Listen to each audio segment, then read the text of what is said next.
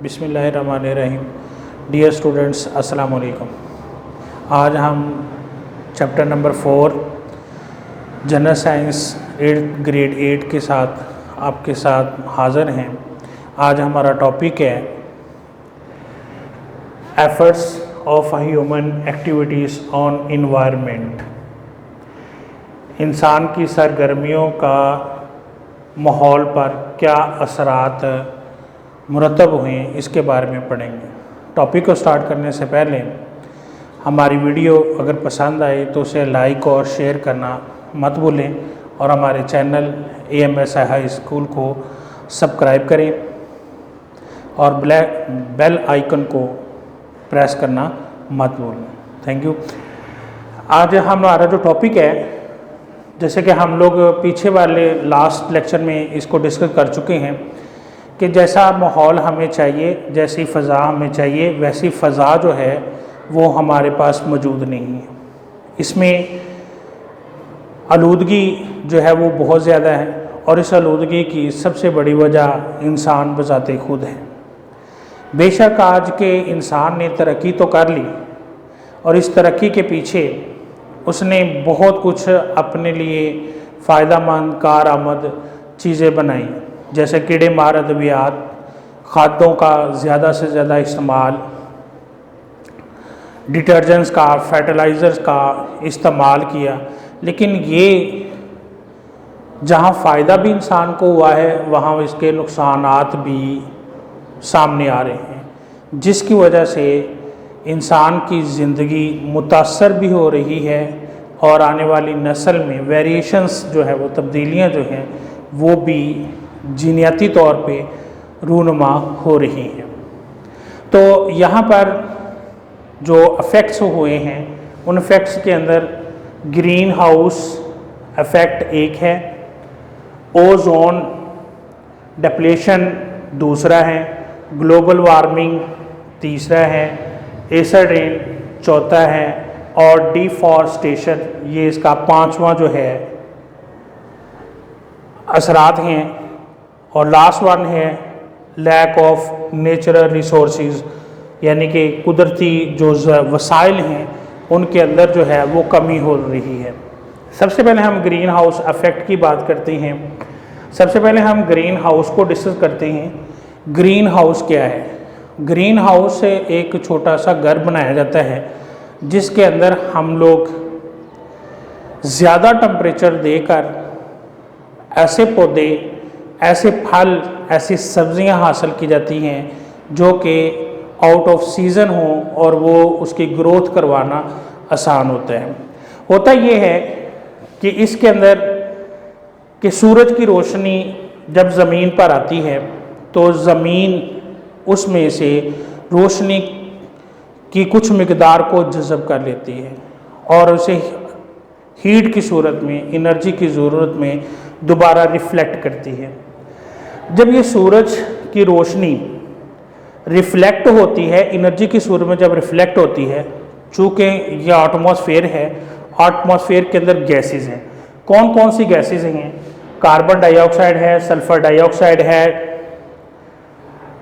Nitrogen dioxide है, nitrogen monoxide है। ये वो गैसेस हैं जिनको हम लोग ग्रीन हाउस गैसेस का नाम भी देते हैं। जब हीट जो सनलाइट से ज़मीन ने हीट कंज्यूम की हुई थी, जज़ब की हुई थी, जब वो खारिज करती है तो वो हीट इनके साथ रिएक्शन कर लेती हैं, ये उसको कवर कर लेती हैं, यानी कार्बन डाइऑक्साइड, सल्फ़र डाइऑक्साइड और नाइट्रोजन डाइऑक्साइड ये गैसेस उनके साथ रिएक्ट कर लेती हैं। जब ये रिएक्ट करती हैं तो क्या होता है कि उस जगह पर, उस एरिया का टेम्परेचर इंक्रीज़ हो जाता है। जब इसका टेम्परेचर इंक्रीज़ होता है तो इस सूरत में बाहर वाला टेम्परेचर, जो ग्रीन हाउस से बाहर वाला टेम्परेचर है वो कम होता है, जबकि अंदर वाला टेम्परेचर ज़्यादा होता है। इस अमल को ग्रीन हाउस इफ़ेक्ट कहा जाता है, जैसा कि इसकी डेफिनेशन है। The green house gases trap the heat, यानी हीट को ये रिएक्ट कर लेती हैं कौन सी हीट को? रिफ्लेक्टेड बाय अर्थ, जो ज़मीन जो है रिफ्लेक्ट करती है अर्थ एंड प्रोड्यूस, ज़मीन जो ज़मीन खारिज करती है, प्रोड्यूस अ वार्मिंग, और वो गर्माइश पैदा करती हैं, इफेक्ट असर होता है ऑन अर्थ ज़मीन पर। This is called a green house effect. यानी कि इससे मुराद ये हुआ कि जो गैसेस जो है वो रिफ्लेक्ट की हुई रोशनी तवानाई को जो है वो कंज्यूम कर जाती हैं, उसके साथ ज़मीन का जो एटमॉस्फेयर का टेम्परेचर है वो इंक्रीज होता है। जब वो इंक्रीज होता है तो उस सूरत में उसे ग्रीन हाउस इफेक्ट कहा जाता है। इसके बाद दूसरा जो असर है वो ओजोन डिप्लेक्शन है। डिप्लेक्शन का मतलब होता है कि खराब करना, तबाह करना। लेयर ऑफ ओजोन, ये ओजोन एक लेयर है जो कि सतह ज़मीन से कुछ बुलंदी पर अल्लाह ताला ने एक लेयर बनाई है, जिसका मकसद ये है कि फ़ज़ा से, सूरज से आने वाली अल्ट्रावायलेट रेस को जो है वो रोकती है। ओजोन का काम क्या है कि वो फ़ज़ा में से, सूरज से आने वाली अल्ट्रावायलेट रेस को स्टॉप करती है। और ये अल्ट्रावायलेट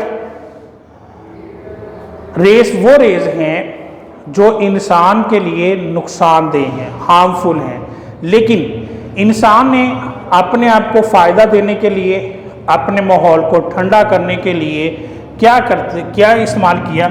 उसने CFCS यानी कि क्लोरीन, फ्लोरीन और कार्बन्स पर ये क्लोरोफ्लोरो कार्बन हैं जो 3 एलिमेंट से मिलकर बनता है, एक क्लोरीन, दूसरा फ्लोरीन, तीसरा कार्बन। ये ऐसी गैस है जो हमारे माहौल को ठंडा करने के लिए हम एयर कंडीशनर के अंदर, रेफ्रिजरेटर्स के अंदर इस्तेमाल करती हैं। इसके अलावा जो एरोसोल स्प्रेज हैं, यानी कि जो स्प्रे के साथ पेंट करने के लिए जो हम लोग इस्तेमाल करते हैं, उनके अंदर भी गैस इस्तेमाल की जाती है। लेकिन बाज़ औक़ात ये लीकेज होती है। जब लीकेज होती है तो ये फ़ज़ा में पहुंचती है। जब ये फ़ज़ा में पहुंचती है तो ये रिएक्ट करती है, अमल करती है किसके साथ? ओजोन के साथ। जब ओजोन के साथ क्लोरोफ्लोरा कार्बन जो हैं वो रिएक्ट करती हैं, जब ये रिएक्ट करती हैं तो ओजोन की जो तह है वो आहिस्ता आहिस्ता ख़राब होना शुरू हो जाती है।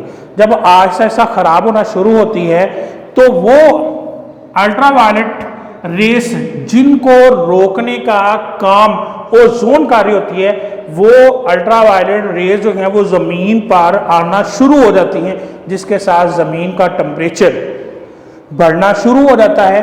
और ये वो रेज हैं जो बाज़ औक़ात अगर डायरेक्टली इंसानों पर, जानवरों पर या पौधों पर डायरेक्ट जो हैं ये असर करें तो ये मुख्तलिफ़ किस्म की बीमारियों का मौजब भी बन जाती है।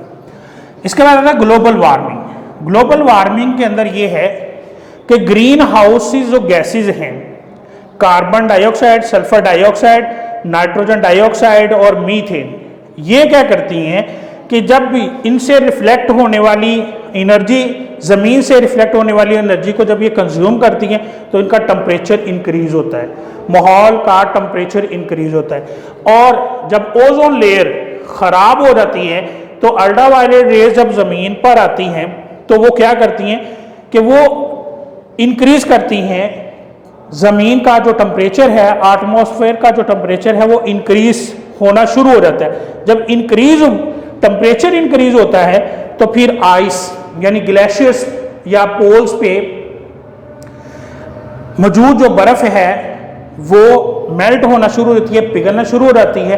और इसके साथ ज़मीन के ऊपर पानी का जो वाटर लेवल है, पानी का जो लेवल है वो बढ़ना शुरू हो जाता है, जिस वजह से फ्लड वगैरह, सैलाब वगैरह आना शुरू हो जाती हैं। और ये अगर देखा जाए तो ये इंसान ने अपने फ़ायदे के लिए चीज़ें बनाई, लेकिन वही अशिया, वो थिंग्स जिनको इंसान ने अपने फ़ायदे के लिए इस्तेमाल किए, वो अब इसके लिए नुकसान का बायस भी बन रही हैं। फिर आती है एसिड रेन। एसिड रेन ये क्या है कि गैसेस जो हमारे माहौल के अंदर आलूदगी पैदा करने वाली जो गैसेस हैं जिसमें carbon dioxide, sulphur dioxide, methane या नाइट्रोजन ऑक्साइड्स हैं, ये जब बाज़ बारिश होती है तो बारिश के पानी के साथ ये इनमें से कोई भी गैस जब रिएक्ट करती है, जैसे जब ये इसके साथ रिएक्ट करती है तो सल्फर डाइऑक्साइड के साथ जब पानी अमल करता है तो ये सल्फ्यूरिक एसिड बनाता है। फिर अगर नाइट्रोजन के साथ ये अमल करता है तो वहां पर नाइट्रिक एसिड बनाता है। अब ये दोनों तेजाब जब जमीन पर आते हैं तो क्या बन जाता है कि वो पानी नहीं होता बल्कि एसिड होता है, और इस एसिड के जमीन पर गिरने से फसलों को नुकसान होता है, जानवरों को नुकसान होता है और इमारतों को नुकसान होता है, और इंसान को बजाते खुद जो है वो नुकसान का सामना करना पड़ता है। नेक्स्ट है डिफॉरेस्टेशन। इंसान ने अपने आप को या एग्रीकल्चर को डेवलप करने के लिए जंगलात को काटना शुरू किया। जब जंगलात को काटना शुरू किया तो ये तो काम उसने किया था अपने फायदे के लिए। अब लेकिन उसे ये नहीं पता था कि अगर मैं एक तरफ फायदा कर रहा हूं तो दूसरी तरफ इसका नुकसान भी होगा। अब क्या हुआ, जब उसने, तो डियर स्टूडेंट्स, जब इंसान ने जंगलात को काटना शुरू किया तो जंगलात को काटने के साथ इन्वायरमेंट पर जो है वो बुरा असर पड़ा, माहौल का टेम्परेचर जो है वो इंक्रीज होना शुरू हुआ। इसी तरीके के साथ जो जंगली हयात हैं उनकी, क्योंकि जंगलात से बेशुमार चीज़ें हासिल होती हैं, यानी जड़ी बूटियाँ जो मेडिसिन बनाने के लिए इस्तेमाल होती हैं वो ख़त्म हो गई। फिर जंगली हयात का सबसे बड़ा मस्कन जो है जहाँ पर वो रहती हैं वो जंगलात होते हैं। तो लेकिन जंगलात की वजह ना होने की वजह से जब उन्होंने रुख किया आबादियों की तरफ तो लोगों ने अपने बचाव के लिए उन जंगली हयात को मारना शुरू किया, और इस वजह से ऐसी नस्लें, ऐसी स्पीशीज जो कि नायाब थी वो भी इस वक्त जो है वो बहुत ज़्यादा जो है मिकदार उनकी जो है वो ख़त्म हो चुकी है, जिस वजह से हम लोग जंगलात से तो महरूम हुए हैं, लेकिन इसके साथ माहौल के अंदर तब्दीली, मौसमी तब्दीली जो है वो भी पैदा हो गई, साथ जंगली हयात का भी खात्मा हो गया। डियर स्टूडेंट्स, नेक्स्ट है हमारे पास लैक ऑफ नेचुरल रिसोर्सेज, यानी कुदरती वसाइल की कमी। इसके साथ ये हुआ कि जब इंसान ने अपने फ़ायदे के लिए दरख्तों को काटा यानी जंगलात को काटा, तो साथ ही जो नेचुरल कुदरती तौर पर हमारे पास वसाइल थे उनकी कमियाँ होना शुरू हो गई। अब उनकी कमी तो पूरी नहीं हो सकती, उसके दो वजूहात हैं। एक होती हैं रीन्यूएबल रिसोर्सेज और दूसरा होता है नॉन रीन्यूएबल रिसोर्सेज। कुछ ऐसे होते हैं जिन्हें हम लोग दोबारा हासिल कर सकते हैं, यानी कि थोड़े टाइम में हम लोग उन्हें दोबारा प्रोड्यूस कर सकते हैं। यानी कि जब अगर दरख्त काटा तो दरख्त काटने के साथ उसकी जगह पर दूसरा दरख्त लगा दिया जाए तो उस सूरत में हम लोग उस दरख्त की कमी को, पहले दरख्त की कमी को इस तरह पूरा कर सकते हैं।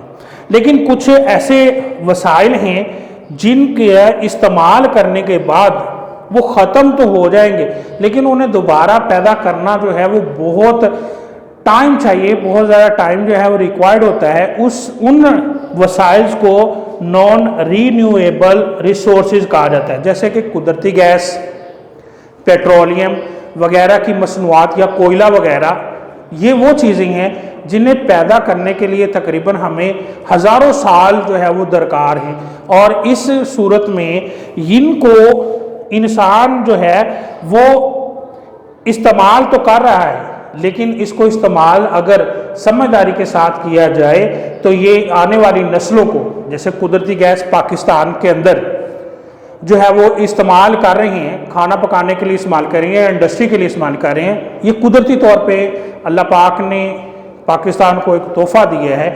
अगर इसका बेजा इस्तेमाल कर दिया जाए तो ये ख़त्म हो जाएगी, और जब ये ख़त्म हो जाएगी तो इसको तैयार जो करना है, बनाना जो है, ये एक कुदरती अमल में आएगा, लेकिन कुदरती अमल के लिए हमें टाइम चाहिए, इसलिए इनको रीन्यूएबल रिसोर्सेज कहा जाता है। ऐसी इनकी तारीफ़ें ये बनती हैं कि नॉन रीन्यूएबल रिसोर्सेज ऐसे कुदरती वसाइल जिनको पैदा करने के लिए टाइम जो है वो बहुत ज़्यादा दरकार हो या थोड़े टाइम में उसे पैदा ना किया जा सके, उन्हें नॉन रीन्यूएबल रिसोर्सेज कहा जाता है।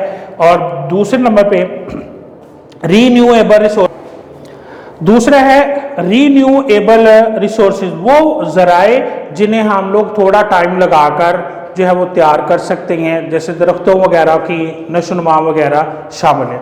डियर स्टूडेंट्स, ये तो था, ये इफ़ेक्ट्स हैं, असरात थे जिसकी बदौलत इंसान ने इन्वायरमेंट को, माहौल को जो है वो ख़राब किया है। और अगर ये अब हमारी ज़िम्मेदारी बनती है कि इन चीज़ों का इस्तेमाल, यानी कि तेल, गैस, कोयला वगैरह की जो जलने का अमल है, उस अमल को कम से कम किया जाए। कुदरती वसाइल यानी सूरज की रोशनी को ज़्यादा से ज़्यादा इस्तेमाल किया जाए ताकि जो गैसेस पैदा होती हैं, कार्बन डाइऑक्साइड, सल्फ़र डाइऑक्साइड, इनका ख़ात्मा हो जाए और हमारा माहौल जो है वो साफ़ हो जाए और फ़ज़ा में जो आलूदगी है वो कम हो जाए। उम्मीद है कि आप लोगों को इस लेक्चर की समझ आई होगी। अगर फिर भी कोई प्रॉब्लम हो तो आप लोग कमेंट्स में जाकर हमसे बात शेयर करें, इंशाल्लाह आपका मसला जो है वो दूर किया जाएगा। नेक्स्ट इंशाल्लाह हम लोग हाज़िर होंगे अगले लेक्चर के साथ। तब तक के लिए अल्लाह हाफ़िज़।